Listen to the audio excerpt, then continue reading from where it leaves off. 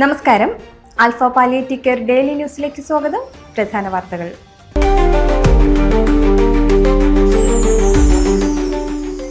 Alpha Kochi സെന്ററിലെ physiotherapist fort Kochi Athippuzhi വീട്ടിൽ ആന്റണിയുടെ മകൻ അലൻ എന്ന് വിളിക്കുന്ന അലിസ്റ്റർ നിര്യാതനായി.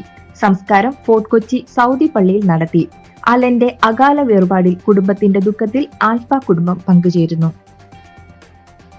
പാലിയേറ്റീവ് കെയറിലെ തീവ്രപരിചരണം എന്ന പദ്ധതിയുടെ നടത്തിപ്പിനായി ആൽഫ പറവൂർ ലിങ്ക് സെന്ററിന് 5 ലക്ഷം രൂപ CSR ഫണ്ടായി ലഭിച്ചു.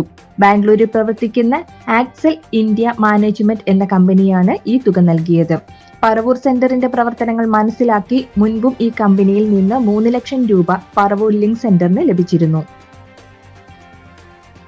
ആൽഫ പേഷ്യന്റ് കെയർ സ്പോൺസർഷിപ്പ് ക്യാമ്പയിന്റെ വിജയത്തിനായുള്ള പ്രവർത്തനങ്ങൾ പുരോഗമിക്കുന്നു. ക്യാമ്പയിന്റെ കൂപ്പണുകൾ കുട്ടനാട് സെന്ററിന്റെയും തിരുവല്ല സെന്ററിന്റെയും പ്രവർത്തകർ ഇന്നലെ തിരുവല്ല സെന്ററിൽ നടന്ന ചടങ്ങിൽ ഏറ്റുവാങ്ങി. കമ്മ്യൂണിറ്റി ഡയറക്ടർ സുരേഷ് ശ്രീധരനിൽ നിന്ന് തിരുവല്ല സെന്റർ ഭാരവാഹികളായ Deepthi Nair, Vijayamohan, Saramma George, Mohandas, Abraham Cherian, staff അംഗങ്ങളായ എബിൻ മാത്യൂസാം, പ്രിയങ്ക, ശ്രുതി എന്നിവർ ചേർന്ന് കൂപ്പണുകൾ ഏറ്റുവാങ്ങി.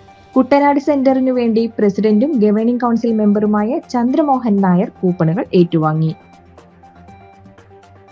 Alpha Vellangallur link centre patient care sponsorship campaign പ്രവർത്തനങ്ങളുടെ ഉദ്ഘാടനം ആക്ടിംഗ് പ്രസിഡന്റ് ഷഫീർ കാരുമാത്രയുടെ അധ്യക്ഷതയിൽ നടന്നു.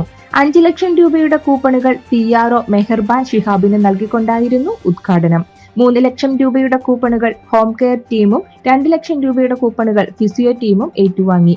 മറ്റു ഭാരവാഹികൾ ചേർന്ന് 5 ലക്ഷം രൂപയുടെ കൂപ്പണുകൾ ഏറ്റുവാങ്ങി. 15 ലക്ഷം രൂപ രോഗി പരിചരണത്തിനായി സെന്റർ ഈ വർഷം സമാഹരിക്കുമെന്ന് ഭാരവാഹികൾ പറഞ്ഞു.